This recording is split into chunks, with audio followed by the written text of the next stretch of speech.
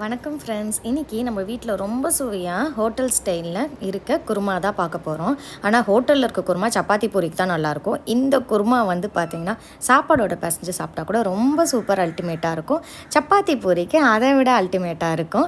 வாங்க எப்படி செய்யுதுன்னு பார்த்துடலாமா? ஒரு மிக்ஸி ஜாரில் ஒரு பெரிய வெங்காயம் நறுக்கி அதை சேர்த்துக்கோங்க. ஒரு முழு தக்காளி நறுக்குனது சேர்த்துக்கோங்க. இஞ்சி நறுக்குனது 6லேருந்து 7 பூண்டு பல் டேபிள் ஸ்பூன் கசகசா சேர்த்துக்கோங்க. கசகசா சேர்த்தா நல்லா வாசனையாக இருக்கும். 1 கப் தேங்காய் சேர்த்துக்கோங்க. 3 பச்சை மிளகா கிள்ளி சேர்த்துக்கோங்க. பச்சை மிளகா பெருசாக இருந்தால் 2 பச்சை மிளகா போதுமான அளவாக இருக்கும். இதை மிக்ஸி ஜாரில் ஒரு அடி அடித்து ஓப்பன் பண்ணி எடுத்துக்கோங்க.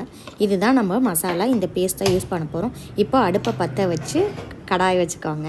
நல்லா காஞ்சோடனே ஒரு குழிக்கரண்டி அளவுக்கு எண்ணெய் ஊற்றிக்கோங்க. எண்ணெய் ஊற்றிட்டதுக்கப்புறமா எண்ணெய் நல்லா காயட்டும். எண்ணெய் நல்லா காஞ்ச உடனே 1 டேபிள் ஸ்பூன் ஜீரகம், 1 டேபிள் ஸ்பூன் சோம்பு இது நல்லா பொரியட்டும். பொரிஞ்ச உடனே நறுக்கி வச்சுருக்க காய்கறிகள், நீங்கள் என்ன காய்கறி வேணால் சேர்த்துக்கலாம். நான் கேரட், பீன்ஸ், உருளைக்கிழங்கு சேர்த்துருக்கேன். கத்திரிக்காய், முருங்கைக்காய் கூட சேர்க்கலாம். இந்த குழம்பு சூப்பராக தான் இருக்கும். வீட்டில் இருக்க காய்கறி வச்சு நீங்கள் ட்ரை பண்ணி பாருங்கள். நல்லா கலந்து விட்டுக்கோங்க. கலந்து விட்டு வதங்கிட்டதுக்கப்புறமா 1 டேபிள் ஸ்பூன் மிளகாத்தூள், வெறும் மிளகாத்தூள், மஞ்சத்தூள், முந்திரி ஆப்ஷனல் தான், தேவைப்பட்டுச்சுன்னா சேர்த்துக்கோங்க.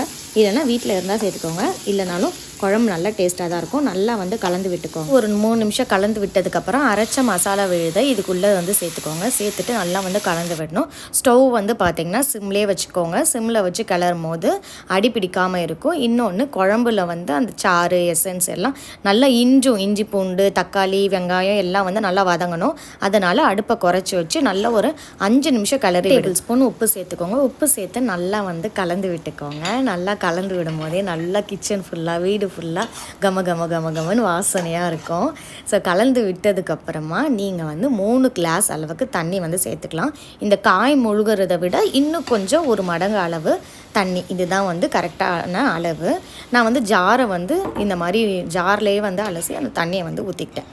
அதுக்கப்புறமா பச்சை பட்டாணி ஊற வச்சு எடுத்திருக்கேன். அதை கடைசியாக அந்த மாதிரி சேர்த்துக்கிட்டேன். கடைசியாக சேர்க்கும் போது என்ன ஆகும்னா காயோடு சேர்த்து இணைஞ்சு ஒன்றா கரெக்டாக வெந்து வந்துடும்.